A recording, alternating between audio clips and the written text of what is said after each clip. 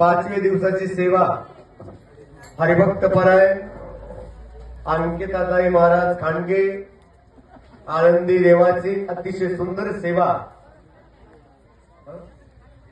आलनवाडी अतिशय सुंदर सेवा त्यांनी या ठिकाणी व्यतीत केलेली आहे। सर्वांना कळेल अशा भाषेमध्ये त्यांनी सांगण्याचा प्रयत्न केलेला आहे।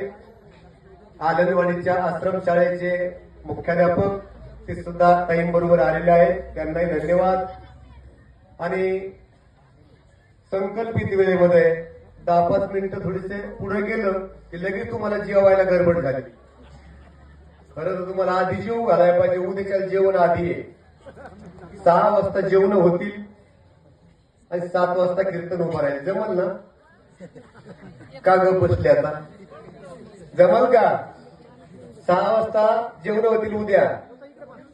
हा आजचे पंक्ती जाते अंबादास महादेव दैफळे पाटील, ओम देवीदास दैफळे पाटील आणि साहेबराव बाबूराव दैफळे या तिघांची आजची पंगत आहे।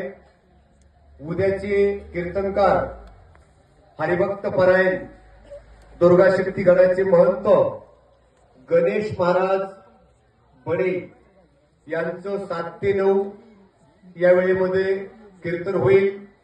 आणि उद्या अगदी महत्वाचा दिवस आहे, त्याचा उल्लेख करणं अतिशय उचित आहे। प्रातस्मरणीय संत जोग महाराजांच्या फुलाचं कीर्तन उद्या होणार आहे। 26 जानेवारीचा दिवस आहे। उद्या 7 ते 9 ला फुलं पडतील। 7 ते 9 ला फुलं पडतील। जोग महाराज पुण्यतिथी आहे उद्या 26 जानेवारी आहे। जे देशासाठी लढले ते अमर हुतात्मे झाले त्यांचा दिवस आहे, बलिदानाचा दिवस आहे। आणि म्हणून उद्या सर्वांनी नवे कपडे घालून यायचे। सकाळी सकाळी येताना झेंड्याला का शाळेत जाताना जिथं झेंडा फडकतो तिथं जाऊन त्या भारत मातेला नमन करा, नतमस्तक व्हा। ती काळी आई आपली सगळ्याची आई आहे, गाई आपली आई आहे, भारत माता आपली आई आहे, जन्मदाती आई सुद्धा आपली आई आहे। म्हणून तिचं स्मरण उद्या सगळ्यांनी झेंडा फडकायला जा, शाळेत जा। ज्याला राजकारणाचा नाद आहे त्यांनी ग्रामपंचायत पुढे जाऊन उभा राहा झेंडा फडकायला, हे का नाही?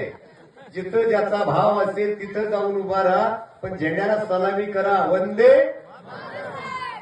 भारत माता की हर हर वामन भाऊ भगवान बाबा की, वेदांताचार्य नारायण महाराज की, पंकज स्वामी महाराज की, हर हर जोग महाराज की।